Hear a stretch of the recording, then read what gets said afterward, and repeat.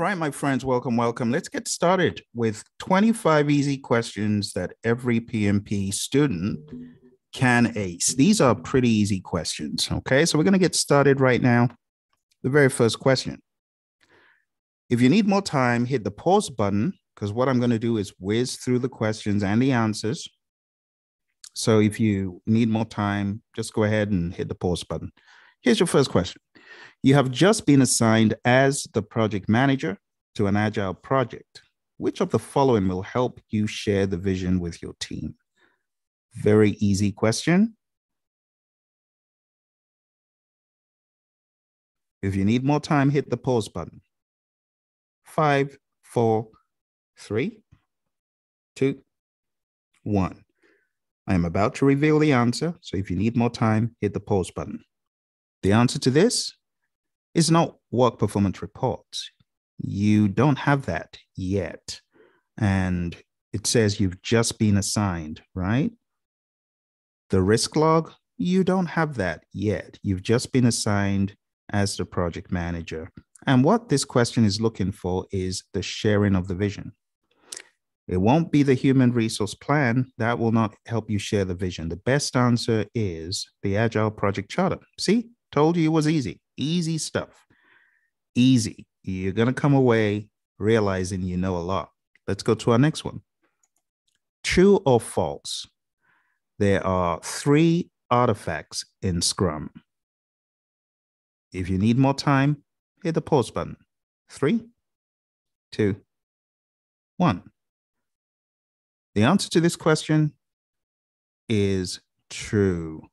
There are 3 artifacts in Scrum: Product Backlog, Sprint Backlog, and Increment. Let's go to our next question. The next question reads, Scrum is a heavyweight framework that helps people, teams, and organizations generate value through adaptive solutions for complex problems. 3, 2, 1. Okay, I told you this was an easy one. The answer to this is false. Scrum is not a heavyweight framework. It's a lightweight framework. Let's go to our next question. It's another true or false, and it says, in Scrum, a product owner orders the work for a complex problem into a product backlog. Is that true or false? 3, 2, 1. That is a true statement. It is indeed correct to say a product owner orders the work for a complex problem into a product backlog. Remember, the product owner is responsible and accountable when it comes to the backlog. Now, even though work could be delegated, the first person you think about as being accountable is the product owner. Next question. You have just been hired as a project management professional. You join a company where they are looking up to you for direction and guidance, being that you hold this great certification. What is the first thing you should do on an Agile project? That one could be a little bit of a head scratcher, but you should pull through. I'll give you a little bit more time to think about the answer.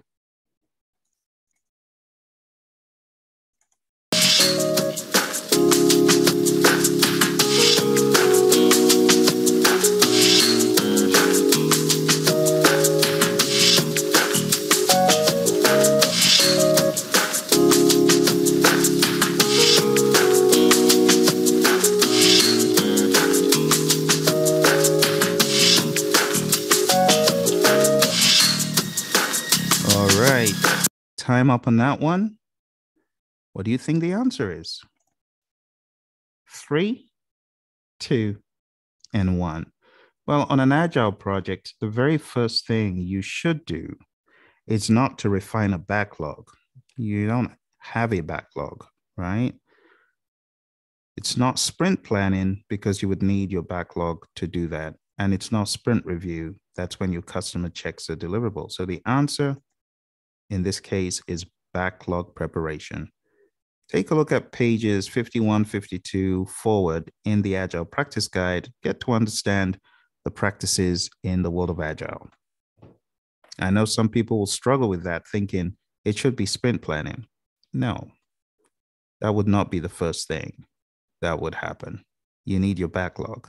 Without it, you can't do sprint planning. All right, let's go to our next one. This is a true or false question. An iteration must be 4 weeks or less. True or false? 3, 2, 1. Remember to hit the pause button if you need more time. The answer to that question is false. It does not have to be 4 weeks or less in other Agile frameworks, only in Scrum. So in the world of Scrum, we say 1 to 4 weeks. But in other frameworks, Kanban is flow-based. Your cadence doesn't have to be 4 weeks or less. It could be more than 4 weeks. All right, here's another question. True or false? In Agile project management, scope is flexible and cost and schedule are fixed. True or false? If you need more time, hit the pause button. 3, 2, 1. The answer is true. In the world of Agile, the only thing that is flexible is scope. The other 2 components, they are fixed. Keep that in mind. Let's go to our next question. True or false? The Scrum Masters and product owners turn a selection of the work into an increment of value during the sprint. Is that true or false? 3, 2, 1. The answer to that question, that is false. It is not the product owner and Scrum Masters. It is actually the developers, the development team. Next question. You have just completed a sprint review. What is the next thing you should do on this Agile project? If you need more time, hit the pause button. 3, 2, 1. After the sprint review, the next ceremony is a sprint retrospective, and it's the final one in the world of Scrum. Next question. True or false? In Scrum, 2 or more product owners are advised where possible. Is that true or false? 3, 2, 1. The answer to this question is false. In Scrum, 1 product owner is advised. Next question. In Kanban, we strive to limit WIP. True or false? WIP stands for work in progress.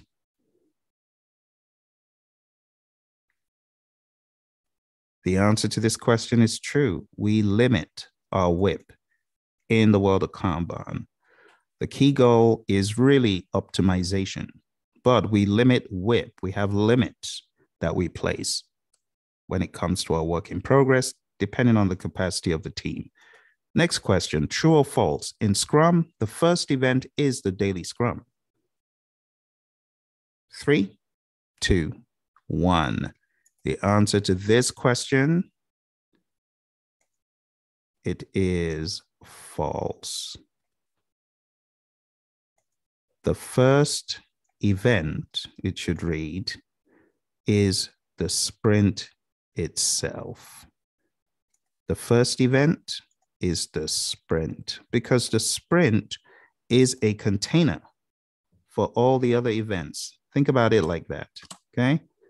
The first event is the sprint itself, and then we do our sprint planning. Once the sprint, of course, has started, you do the sprint planning.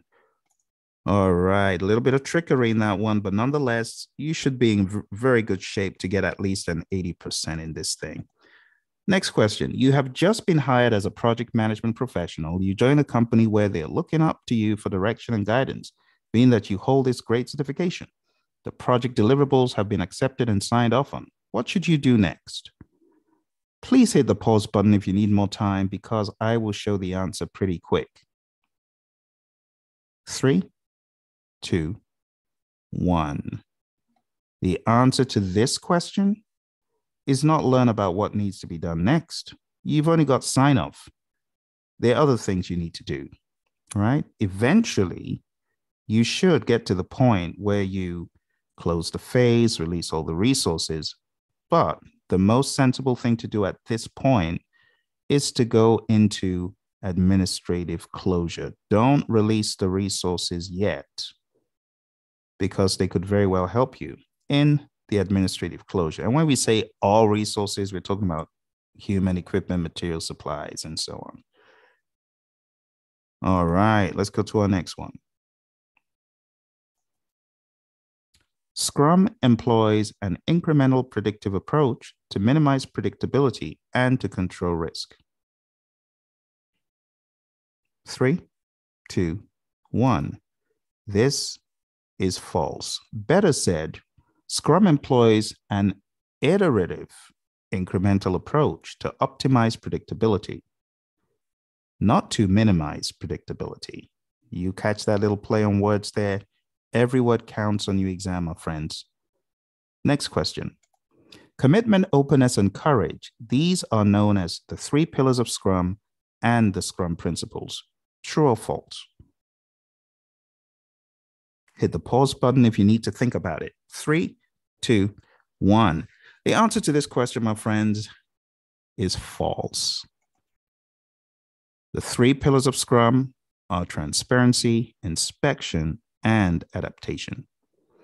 For those of you just come in, it's another one of those pop quizzes. Your buddy Phil just trying to test and see, make sure you know all of these very basic things. I'm going to put a little chat here. If you have any questions about the exam, please go ahead and ask. The whole idea is to check up on you, make sure you're doing well, make sure that your questions are answered if there are any. If you are taking the CAPM exam, this isn't for you. There's too much Agile in this question set. All right, so if you have questions, please ask them, put them in the chat box, okay? Thank you very much for joining. It's a timestamp. It's 10:01 on the East Coast. So feel free to put your questions in if our times do align, all right? 10:01 on the East Coast, 10:01 p.m. on the 14th of April.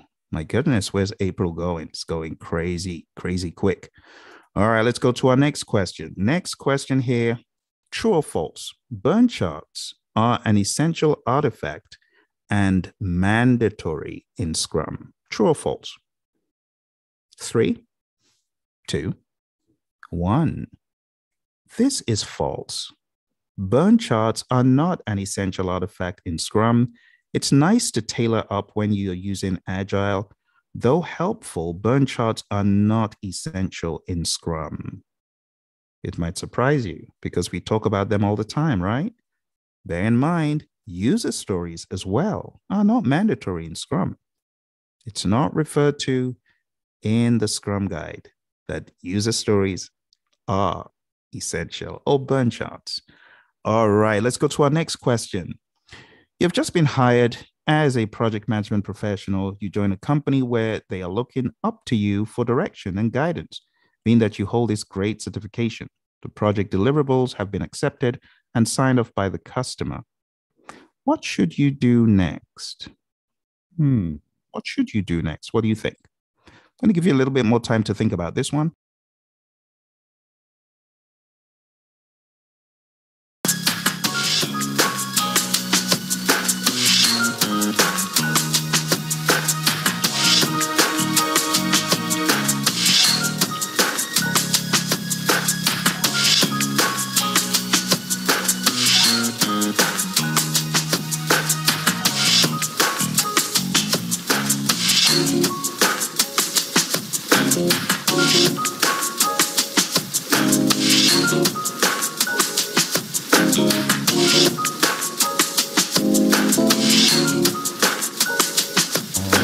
More seconds.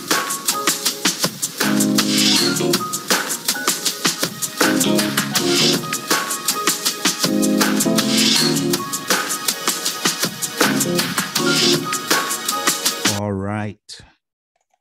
Thank you very much. Let's take a look at the answer for this one. 3, 2, and 1. So what should you do next? If the deliverables have been accepted and signed off by the customer, that validates scope. You still need to think about other things on the project. So learning about the next project to be done, that's all well and good, but that's not what you're going to do next. So it's not that. Releasing all the resources is not what you want to do immediately because you have to do some closeout stuff that they could help you with. And it won't be to close out the phase because you would need to release the resources, of course. So the best answer is compile all the lessons learned. You would need to do that. That would be the best choice. All right, so the answer to that is compile all the lessons learned. Let's go to our next question. Lean thinking increases production and waste while it focuses on the essentials. True or false? 3, 2, and 1. All right, the answer to this question is false. It is false because it talks about increasing waste. You are minimizing waste in the world of lean. Lean thinking does not increase waste. All right, here's another question. True or false? SPI equals EV divided by AC.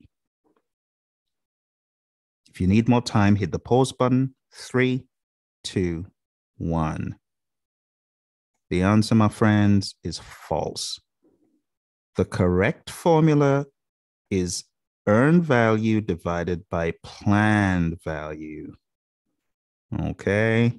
EV divided by AC is a different formula for CPI. So that is false.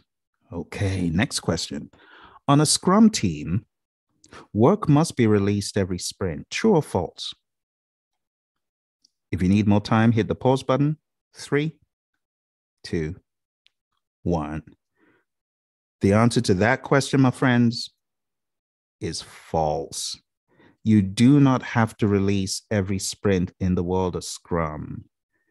In the world of Scrum, we get an increment. We could refer to it as a potentially shippable increment, but it doesn't mean that you need to ship because you may not have enough features in the product to release it.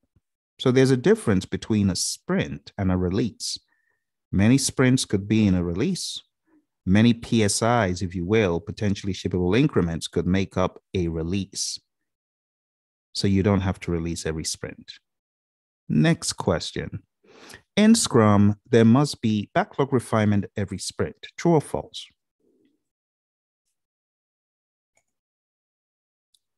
All right, 3, 2, and 1. Okay, my friends. Before I reveal the next answer, I would ask you for a favor. If you're watching, you're finding value from these questions, don't forget to hit like, subscribe, hit that bell icon so that you can get notified whenever I come online with some of these pub quizzes. We had one yesterday, and we always have them every now and again. The answer to this question, my friends, is false. You do not have to put backlog refinement in as a ceremony or event every sprint. In fact, the co-creators of Scrum, Ken Schwaber and Jeff Sutherland, don't put this in the Scrum guide.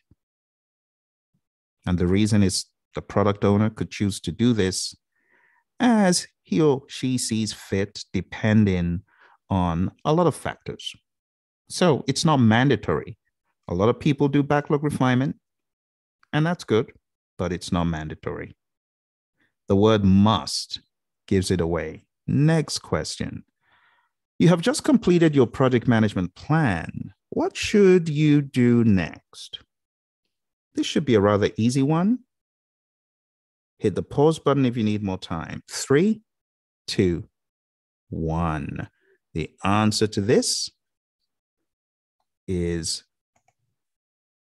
direct the project work. Well, first of all, you wouldn't create a business. You're already in a business, hopefully. You wouldn't create a business case, right? Because it says you just completed the project management plan. All of that stuff should have been done before. You wouldn't authorize the project because it was already authorized in the charter. So the best option is direct the project work. Very simple, right? Simple logic. All right, here's another one. True or false? There are 5 process groups in project management. 3, 2, 1. That is easy peasy. It is true. There are 5 process groups: initiating, planning, executing, monitoring, and controlling, and closing. Let's take a look at this one.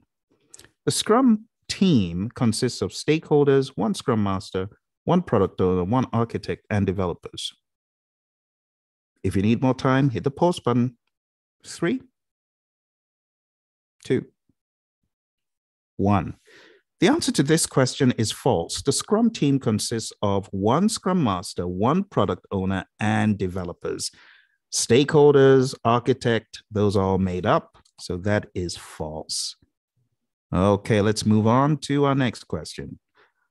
The project team's velocity is fluctuating and is much higher than normal. What is the most likely purpose? I will give you a few more seconds than normal to answer this one. And if you have any questions about the PMP exam or anything else you want me to address in project management, feel free to chat in the chat box. You'll see the live chat. Put it in there and I will answer as soon as I can. Again, timestamp. It's 10 minutes past 10 on the East Coast. It's the 14th of April, and we will be ending this in the next 3 or 4 minutes. So put any questions in there, and I'll get to them as soon as possible. For now, let's play a little bit of music while you answer this question.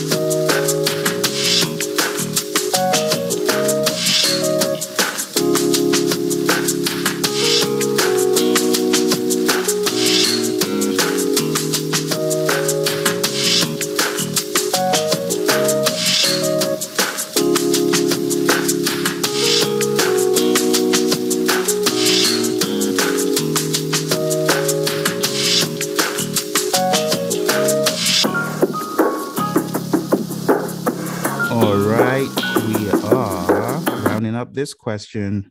So what do you think? What is a likely purpose? Okay, so in this case, it's not a bad thing for your velocity to be much higher than normal. It's something that you want to know why, though, right? Why is this happening? So if your velocity is high, it means that you're getting more work done. You're getting story points that you typically wouldn't get done. You're getting more story points done, right? So it can't be because your capacity is low. It could be because your capacity is higher in a particular time period. Maybe people are not on holidays like they have been. More people are available. People have more time, So it's not one. Let's take a look at number 4, many user and system requirements. No, that would be the opposite. If you had all of these things to do, right, it's possible that those could suck you down. But having a lot of requirements or having a lot of stories is not a contributor to your velocity being higher.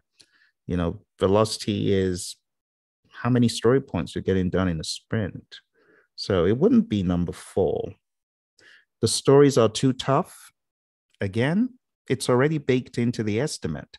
So whether the stories are tough or whether the stories are easy, the story points are story points. If anything, if the stories are tougher than you estimated, your velocity would be low. So this does not explain why your velocity is higher. So the best answer is the most ambiguous one. It's hard to tell. On your PMP exam, you will come across questions where the answer is just in the middle of the road. It looks rather bland, but that's the best answer, my friends. All right, let's move on to our next one. This is about Scrum again. The ideal size of a Scrum team is 3 to 15 members. True or false? What do you think? 3,